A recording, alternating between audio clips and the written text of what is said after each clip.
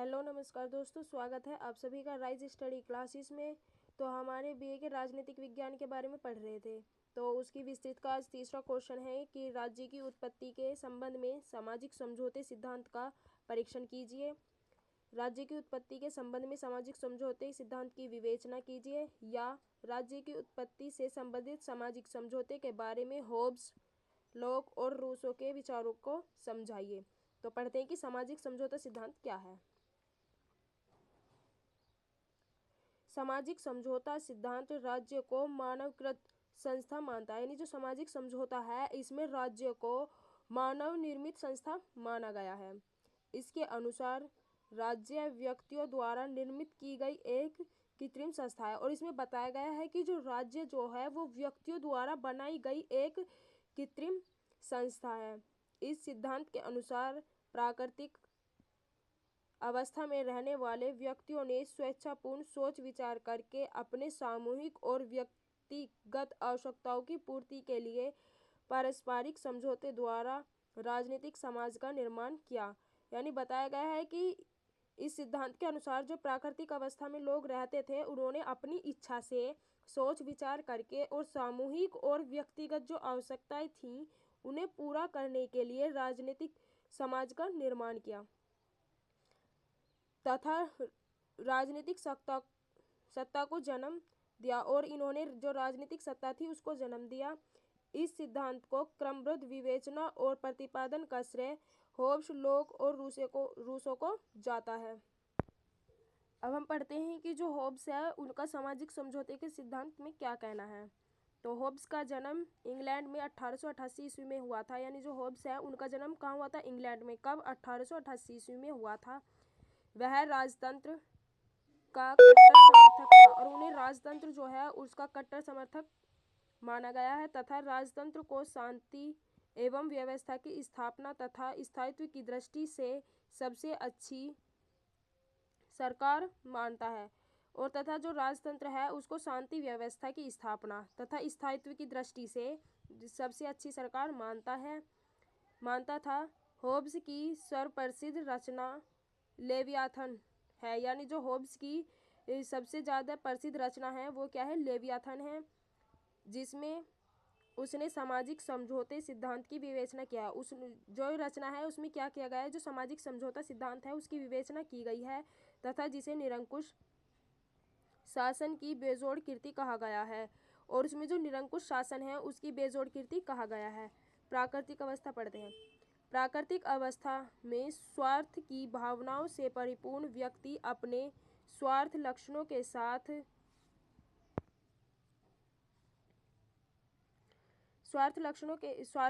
के साथ स्वच्छंद जीवन व्यतीत करते थे। उन्होंने कहा है कि जो स्वार्थी भावनाओं से परिपूर्ण व्यक्ति थे वे अपनी स्वार्थी लक्षणों की प्राप्ति के लिए स्वच्छंद जीवन व्यतीत करते थे। व्यक्ति पर किसी प्रकार का कोई नियंत्रण नहीं था, और कहा गया है कि प्राकृतिक अवस्था में व्यक्ति पर किसी भी प्रकार का कोई नियंत्रण नहीं था, तथा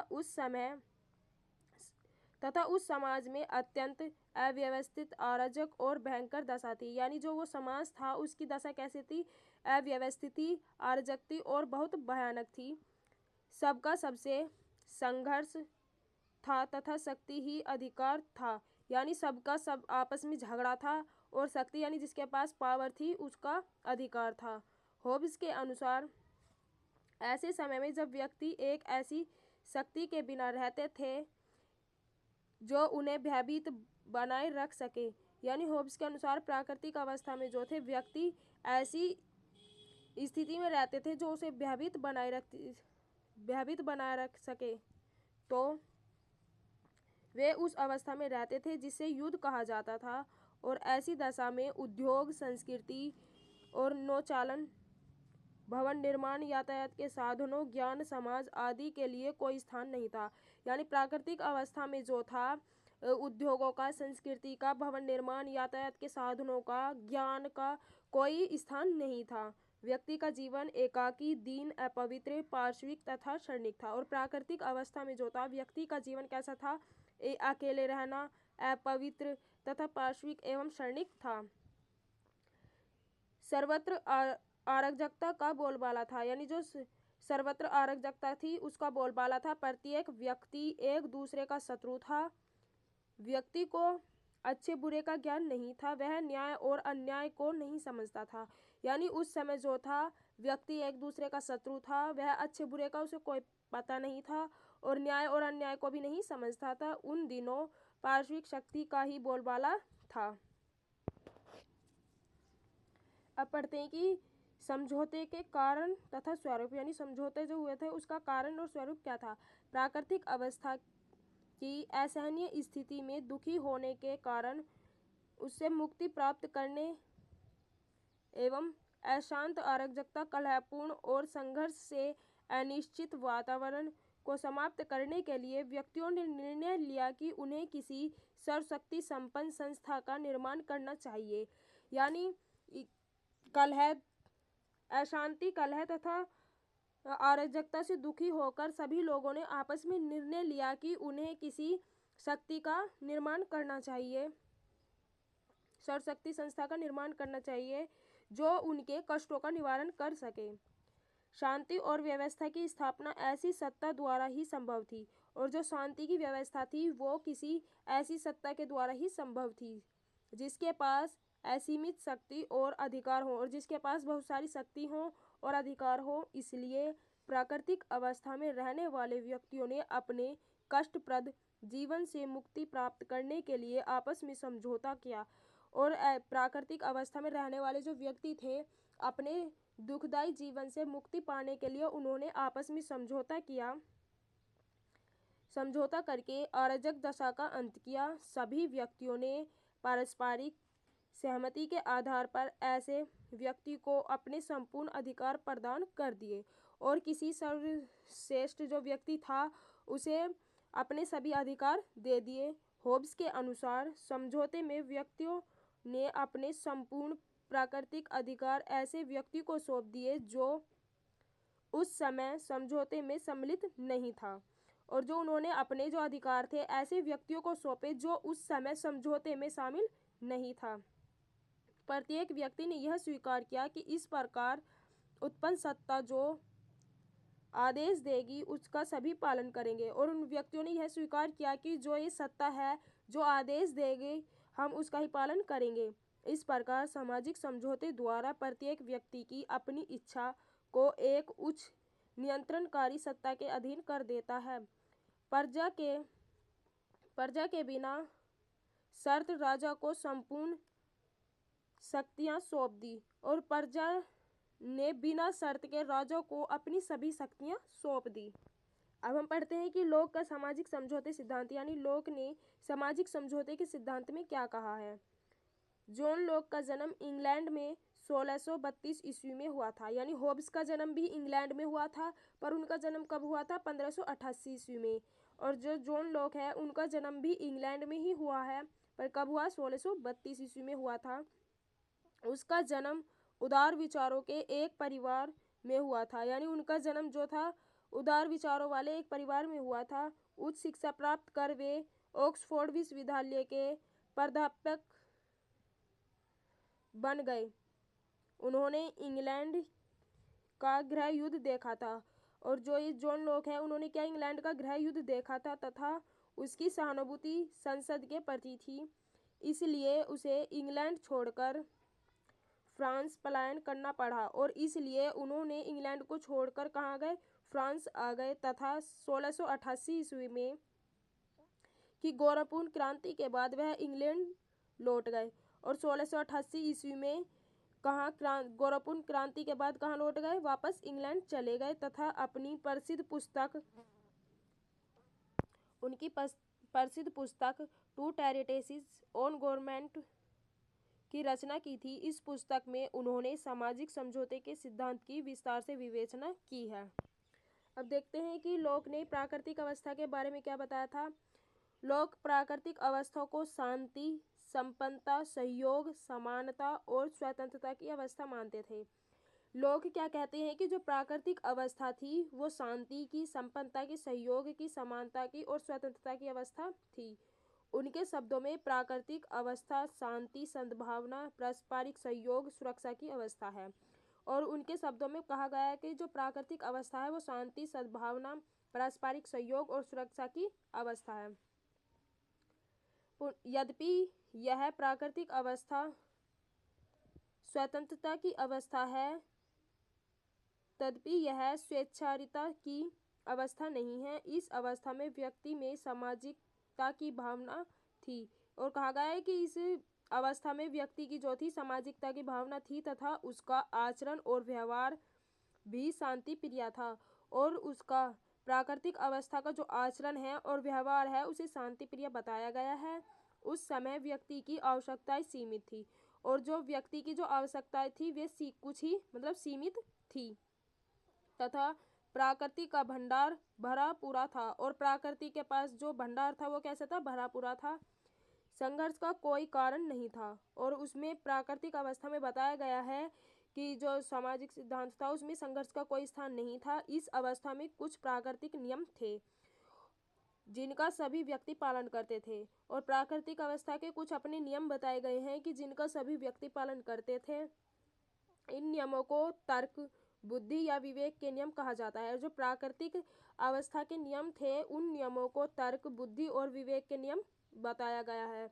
सभी को जीवन, स्वतंत्रता और संपत्ति यानी सभी को जीवन, स्वतंत्रता और संपत्ति का अधिकार प्राप्त था। व्यक्तिगत स्वतंत्रता और अधिकारों की समानता थी, यानी प्राकृतिक अवस्था में सभी को जीवन, स्वतंत्रता और संपत्ति का अधिकार था, और व्यक्तिगत स्वतंत्रता तथा अधिकारों की समानता थी। व्यक्ति नैतिक प्राणी था, यानी प्राकृतिक अवस्था में व्यक्ति को कैसा बताया गया है, नैतिक बताया गया है, जो तर्क और विवेक पर आधारित अंतरात्मा की आवाज से कार्य करता था। जो तर्क और विवेक के आधार पर ही अपनी अंतरात्मा की आवाज पर कार्य करता था। व्यक्ति का अपना समाज था, और व्यक्तियों का अपना समाज था, केवल राज्य नहीं था। कहा जाता है कि व्यक्तियों का अपना समाज था, वहाँ केवल राज्य नहीं था। व्यक्ति प्राकृतिक नियम, लॉ ऑफ नेचर के अनुसार अपने जीवन का संचालन करते थे, तथा उचित अनुचित, पुण्य पाप, धर्म अधर्म को स्वाभाविक भावना के अनुसार परस्पर व्यवहार करते थे, तथा उन्हें उचित अनुचित, पुण्य पाप, धर्म अधर्म की स्वाभाविक भावना के यानी खुद की भावनाओं के अनुसार परस्पर व्यवहार करते थे। प्राकृतिक अवस्था शांतिपूर्ण तथा आदर्श अवस्था थी। लोक के अनुसार जो है जो प्राकृतिक अवस्था थी वो शांतिपूर्ण तथा आदर्श अवस्था थी। अब पढ़ते हैं कि लोक के अनुसार जो समझौता है। लोक के अनुसार प्राकृतिक अवस्था में रहने वाले ने दो समझौते किए। प्रथम के अनुसार समाज का निर्माण हुआ, यह सामाजिक समझौता था, यानी पहले समझौते में जो है समाज का निर्माण हुआ, यह सामाजिक समझौता था, जिसके अनुसार व्यक्तियों ने अपनी प्राकृतिक अवस्था को छोड़कर सामाजिक संगठन में आबद्ध होने का स्वीकार किया। और उसमें कहा गया है कि व्यक्तियों ने अपनी प्राकृतिक अवस्था छोड़ दी और सामाजिक संगठन को स्वीकार किया। दूसरा शासकीय समझौता था, जो जनता ने शासकों से किया था। दूसरा कौन सा समझौता था, शासकीय समझौता था, और पहला सामाजिक समझौता था। समाज का निर्माण हुआ पहले समझौते के अनुसार। इसके द्वारा सरकार को सीमित शक्तियां प्रदान की गई। व्यक्ति ने अपने संपूर्ण अधिकारों का समर्पण नहीं किया, वरन इस समझौते द्वारा व्यक्ति को यह भी अधिकार प्राप्त हो गया कि शासक यदि समझौते को शर्तों का पालन न करे तो उन्हें पद से हटाकर व्यक्ति के अन्य समूह को सत्ता सौंपी जा सकती है।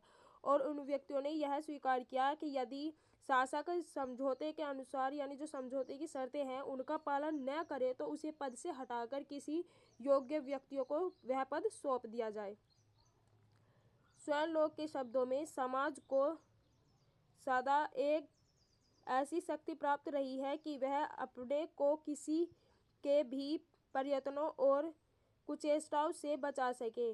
जो लोग हैं उन्होंने कहा कि समाज को हमेशा एक ऐसी शक्ति प्राप्त रही है कि वह अपने आप को किसी भी प्रयत्नों और कुचेष्टाओं से बचा सके। जो प्रजा की स्वतंत्रता और संपत्ति के विरुद्ध चेष्टा करने की मूर्खता एवं निष्ठा करे। इसी प्रकार स्पष्ट है कि लोक द्वारा प्रतिपादित समझौते के पश्चात शासक निरंकुश नहीं होता। अब पढ़ते हैं हम रूसो का सामाजिक समझौते का सिद्धांत, यानी रूसो ने सामाजिक समझौते के सिद्धांत में क्या कहा है। रूसो फ्रांस का एक महान दार्शनिक था, यानी रूसो को कहाँ का था, फ्रांस का था। जो होब्स और जॉन वे कहाँ के थे, इंग्लैंड के। रूसो कहाँ का था, फ्रांस का एक महान दार्शनिक था। उनके विचारों पर फ्रांस की तत्कालीन शासन पद्धति और जनेवा की प्रजातंत्रात्मक पद्धति का व्यापक प्रभाव पड़ता था। या जी जो रूसो के विचार है उन पर फ्रांस की तो तत्कालीन शासन पद्धति और जनेवा की प्रजातांत्रिक पद्धति का व्यापक प्रभाव पड़ा था। उसके लेखों का उद्देश्य सामाजिक और राजनीतिक असमानताओं को समाप्त करने का बड़ा आदर्श था। उनका विचार था कि भौतिक अवस्था के विकास ने मानव का पतन किया है। उन्होंने कहा है कि जो भौतिक सभ्यता थी, बौद्धिक सभ्यता के विकास ने मानव का क्या किया है, पतन किया है, तथा मानव की सरल प्राकृतिक अवस्था पुनः लौटकर नहीं आ सकती। और कहा गया है जो मानव की सरल प्राकृतिक अवस्था है वो दोबारा से लौटकर नहीं आ सकती। उसने स्वतंत्रता, समानता और भ्रातृत्व का संदेश दिया है। उन्होंने स्वतंत्रता, समानता और भाईचारे का संदेश दिया है तथा लोकतंत्र की नींव डाली, और उसमें लोकतंत्र की नींव डाली है। रूसो को फ्रांस की क्रांति के प्रेरणा स्रोत कहा जाता है। रूस को जो है फ्रांस की क्रांति का प्रेरणा स्रोत कहा जाता है। उसकी महत्वपूर्ण कृति सामाजिक समझौता है, जिसमें उसके सामाजिक समझौते सिद्धांत का वर्णन मिलता है। अब पढ़ते हैं कि रूसो के अनुसार जो प्राकृतिक अवस्था थी वो क्या थी। मानव स्वभाव की व्याख्या करके रूसो प्राकृतिक अवस्था का चित्रण करता है, यानी मानव का जो स्वभाव है उसकी व्याख्या करके बताता है कि प्राकृतिक अवस्था कैसी थी। प्राकृतिक अवस्था उत्तम और आदर्श अवस्था थी, यानी रूसो के अनुसार जो है प्राकृतिक अवस्था जो थी वो उत्तम और आदर्श अवस्था बताई जाती है। यह अवस्था वर्तमान समय की अवस्था से कहीं अधिक श्रेष्ठ थी। और रूसो ने कहा है कि जो वर्तमान की जो अवस्था है उससे कहीं ज़्यादा अच्छी थी प्राकृतिक अवस्था। इस प्राकृतिक अवस्था में व्यक्ति अर्थात जंगली कबीले का सभ्य व्यक्ति था। उसमें कहा गया है कि प्राकृतिक अवस्था में जो व्यक्ति था वो जंगली कबीले का एक सभ्य व्यक्ति था जो स्वतंत्र, संतुष्ट व आत्मनिर्भर था। और कहा गया है कि प्राकृतिक अवस्था का जो व्यक्ति था वो स्वतंत्र था, संतुष्ट था तथा आत्मनिर्भर था। उसकी आवश्यकताएं कम थी। प्राकृतिक अवस्था के व्यक्ति की आवश्यकताएं कम बताई हैं। जीवन सरल बताया गया है तथा चारों ओर वस्तुओं का बहुमूल्य था, और चारों ओर जो वस्तुएं थी वे बहुत सारी मात्रा में थी। सभी व्यक्ति स्वतंत्र और समान थे, यानी रूसो के अनुसार प्राकृतिक अवस्था में सभी व्यक्ति स्वतंत्र थे और समान थे तथा सभी में प्रेम और सहानुभूति की उच्च भावनाएं थी। और प्राकृतिक अवस्था में सभी व्यक्तियों में प्रेम और सहानुभूति की उच्च भावनाएं थी। इस अवस्था को लक्ष्य करके ही रूसो कहता है व्यक्ति स्वतंत्र उत्पन्न हुआ था, फिर भी प्रत्येक स्थान पर वह बंधन में है। रूसो कहता है कि व्यक्ति स्वतंत्र उत्पन्न हुआ था, फिर भी प्रत्येक स्थान पर वह क्या है, बंधन में है। रूसो के अनुसार जो है प्राकृतिक अवस्था आदर्श सुख की अवस्था थी, यानी रूसो ने प्राकृतिक अवस्था को सुख की अवस्था बताया है। इसमें अच्छाई, बुराई, पाप, पुण्य, ऊंच नीच, तेरा मेरा का कोई भाव नहीं था। रूसो कहता है कि जो प्राकृतिक अवस्था थी उसमें अच्छाई, बुराई का, पाप, पुण्य का, ऊंच नीच का या तेरे मेरे का कोई भाव नहीं है। खेती तथा उद्योग नहीं थे और व्यक्ति स्वयं अपना स्वामी था, यानी जो प्राकृतिक अवस्था थी उस समय खेती या उद्योग नहीं थे, लेकिन व्यक्ति स्वयं अपना मालिक था। रूसो के अनुसार यह आदर्श प्राकृतिक अवस्था अधिक दिन न चल सकी, यानी रूसो ने कहा है कि जो रूसो ने इसे आदर्श प्राकृतिक अवस्था कहा है और यह अधिक दिन नहीं चल सकी। सभ्यता और संस्कृति का विकास हुआ। सभ्यता और संस्कृति का विकास हुआ, संपत्ति का विचार उत्पन्न हुआ, आवश्यकताएं बढ़ने लगी, जिससे खनन, पशुपालन और जमीन पर अधिकार स्थापित करने की प्रवृत्ति बढ़ी। फिर सुरक्षा की समस्या उत्पन्न हुई। परिणाम स्वरूप अस्त्र शस्त्रों का निर्माण किया जाने लगा। यानी फिर क्या हुआ कि संस्कृति सभ्यता जो थी, संस्कृति और सभ्यता का विकास हुआ। संपत्ति का, लोगों के मन में संपत्ति का विचार आने लगा। उनकी, लोगों की आवश्यकताएं बढ़ने लगी। उन्होंने पशुपालन, खनन और जमीन पर अपना अधिकार जमाना स्वीकार कर दिया। फिर सुरक्षा की समस्या, यानी उनमें आपसी मतभेद और सुरक्षा की समस्या उत्पन्न होने लगी। परिणाम स्वरूप उन्होंने अस्त्र शस्त्रों का निर्माण शुरू किया। जनसंख्या वृद्धि के साथ साथ उद्योग स्थापित होने लगे, और जैसे जैसे जनसंख्या वृद्धि हुई, साथ साथ उद्योग स्थापित होने लगे। मकान, परिवार और संपत्ति की धारणा ने संघर्ष और प्रतियोगिता को जन्म दिया। रूसों का मत कि नागरिक समाज की नींव डालने वाला पहला व्यक्ति था। रूसों ने कहा है कि जो नागरिक है वो ही समाज की नींव डालने वाला पहला व्यक्ति था, जिसने किसी भूखंड के चारों ओर से घेरकर सबसे पहले यह कहने का निश्चय किया कि वह मेरा है। और रूसो कहते हैं कि जो नागरिक है उसने भूखंड के चारों ओर को घेरकर, यानी भूमि को घेरकर यह कहा कि यह जो है मेरा है। और जिसने दूसरे लोगों को और इसने दूसरे लोगों को इतना सीधा पाया कि उन्होंने उस पर विश्वास भी कर लिया। धीरे धीरे धनी और निर्धन के मध्य भेद बढ़ने लगा। पारस्परिक विवाद हुए अथवा संघर्ष की स्थिति उत्पन्न होने लगी। परिणाम स्वरूप सामाजिक व्यवस्था छिन्न होने लगी, और इसके परिणाम स्वरूप धीरे धीरे जो सामाजिक व्यवस्था थी वो यानी नष्ट होने लगी और संघर्ष होने लगा। सामाजिक अवस्था होब्स की प्राकृतिक अवस्था के समान हो गई। यानी जो सामाजिक अवस्था थी वो होब्स की प्राकृतिक अवस्था के समान हो गई, और संघर्ष, युद्ध एवं हत्याएं होने लगी। इस अवस्था में मुक्ति प्राप्त करने के लिए ही राजनीतिक समाज का जन्म हुआ। अब पढ़ते हैं कि समझौते का स्वरूप। रूसो सामाजिक समझौते द्वारा प्राकृतिक अवस्था तथा राजनीतिक समाज एवं स्वतंत्र सत्ता के मध्य सामंजस्य स्थापित करना चाहता था। यानी रूसो जो था वो सामाजिक समझौते द्वारा प्राकृतिक अवस्था एवं राजनीतिक समाज जो था उसके मध्य स्वतंत्रता सत्ता के मध्य सामंजस्य स्थापित करना चाहता था। वह समाज और शासन का आधार खोजता, और जो रूसो था वह समाज और शासन का आधार खोजता था। रूसो का कथन था, जो अपने आप को दूसरों का स्वामी समझता है वह वास्तव में उनसे भी अधिक दास है। रूसो कहता है कि जो अपने आप को दूसरों का स्वामी समझता है वह वास्तव में उनसे भी अधिक दास है। यह परिवर्तन किस प्रकार होता है यह मैं नहीं जानता। रूसो कहता है कि यह परिवर्तन किस प्रकार हुआ मैं नहीं जानता, परंतु वह कौन सी वस्तु है जो इससे संगत बन सकती है। मेरा विचार है कि मैं इस प्रश्न का उत्तर दे सकूं। रूसो इस समस्या का समाधान समझौते द्वारा करता था। उसके अनुसार व्यक्तियों के मध्य केवल एक ही समझौता हुआ जो सामाजिक के साथ साथ राजनीतिक भी था। यानी इस समस्या के समाधान के लिए व्यक्तियों के बीच एक समझौता हुआ जो सामाजिक के साथ साथ क्या था, राजनीतिक भी था, क्योंकि उसी के द्वारा व्यक्ति ने प्राकृतिक अधिकारों का परित्याग कर सामाजिक जीवन व्यतीत करने की राज्य स्थापित करने का निर्णय लिया। क्योंकि उसी के अनुसार लोगों ने प्राकृतिक अधिकार जो थे, जो प्राकृतिक अवस्था थी उसको तो त्याग दिया और सामाजिक जीवन व्यतीत करने का निर्णय लिया।